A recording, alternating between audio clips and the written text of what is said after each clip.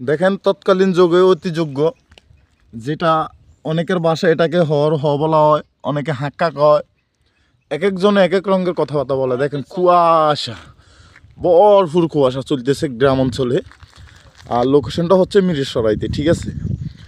মিরেশ্বরাইতে location দেখেন কি পরিমাণ খোয়া রে ভাই। সিগারেট লাগতো আগে 3 প্যাকেট, এখন লাগে ডেইলি 10 প্যাকেট ঠান্ডার কারণে। শুনছেন ভাই, ঠান্ডার কারণে সিগারেট তিন প্যাকেটের জায়গা দেখা 10 প্যাকেট খার, তো মানুষ এখন মরে যেত না। ও ভাই কি পরিমাণ ঠান্ডা। আর সবচেয়ে বড় কথা হয়েছে কি জানেননি, কামলার বাচ্চারা কই আমগো পিছনে হাজির হয়ে যাও। এটা আমরাও বার হয়ে গেছি, ঠিক আছে? এই শীতের ভিতরে শুধু একটা শার্ট গায়ে দিয়া আয় পড়ো আমগুলোকে কাজে আয় পড়ো। মিডিয়াতে কাজের লোক তো